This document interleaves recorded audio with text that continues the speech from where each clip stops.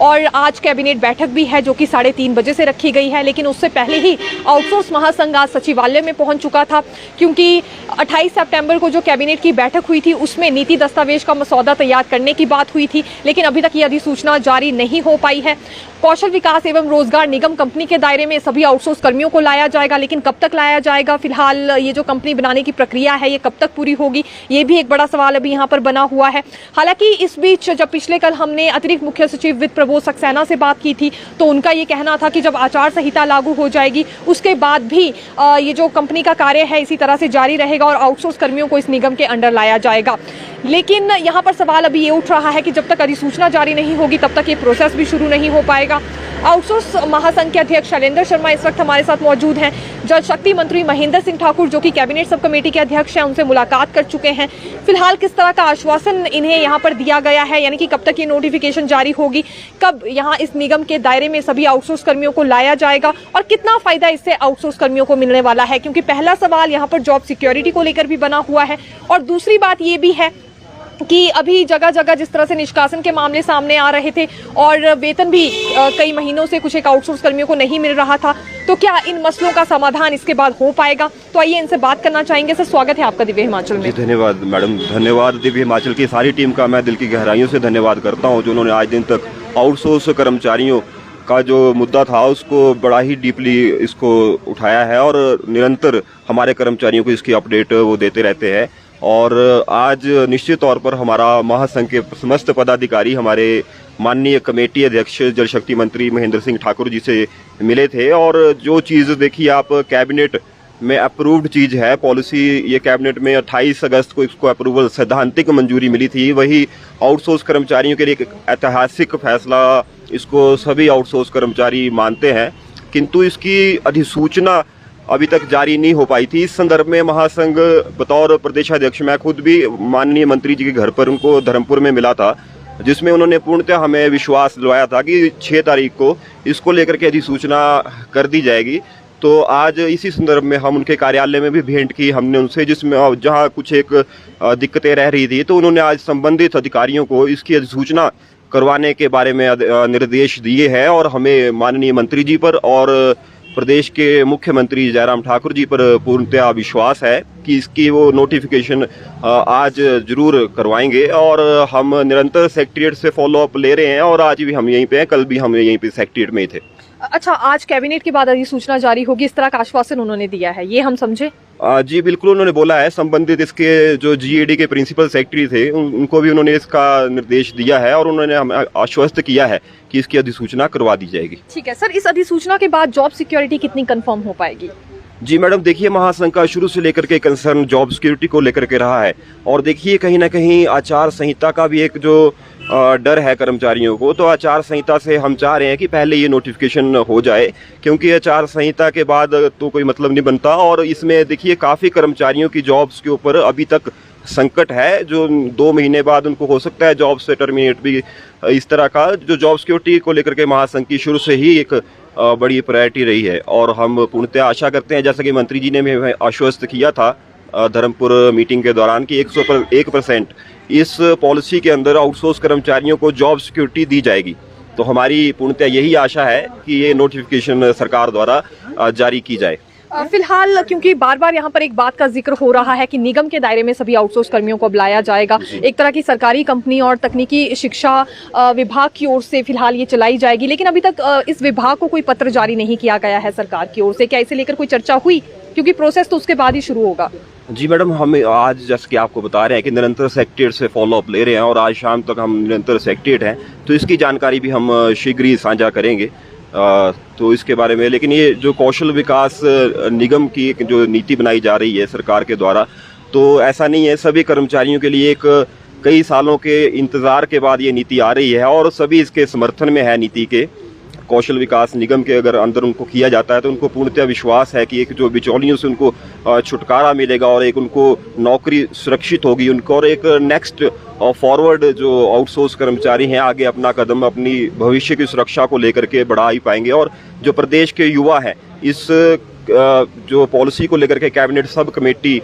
द्वारा ब्रीफिंग की गई थी, उसमें उन्होंने R&P रूल्स का एक विशेष जिक्र किया था कि आगे आने वाले समय के अंदर जो भी भर्तियां होंगी R&P रूल्स को देखते हुए होंगी। तो निश्चित तौर पर प्रदेश के युवाओं को और आने वाली युवा पीढ़ी को तो इसका फायदा है ही है, और आउटसोर्स को अगर कौशल विकास निगम के अंदर इंडल्ज किया जाता है हमारे 35,000 कर्मचारियों को, तो उसका हमारे 35,000 कर्मचारी भी उसका लाभ उठा पाएंगे। लेकिन ये हमारी तो यही मांग है इस समय कि इस अधिसूचना को शीघ्र जारी किया जाए, और ताकि इसका ज़मीनी स्तर पर लाभ कर्मचारियों को आचार संहिता से पहले और चुनावों से, विधानसभा चुनावों से पहले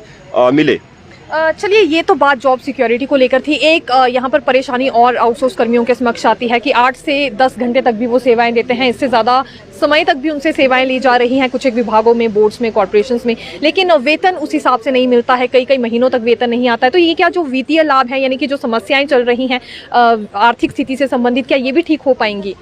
जी निश्चित तौर पर मैडम, ड्राफ्ट आने के बाद सारी चीज़ों का इसमें फाइनेंस द्वारा भी देखा जा रहा है, और निश्चित तौर पर एक जो कमीशन के रूप में राशि कंपनियों को दी जाती थी जो निगम से उनको डायरेक्ट मिलेगी, तो आप देखो हरियाणा में उनकी सैलरी वेजेस में काफ़ी अंतर है।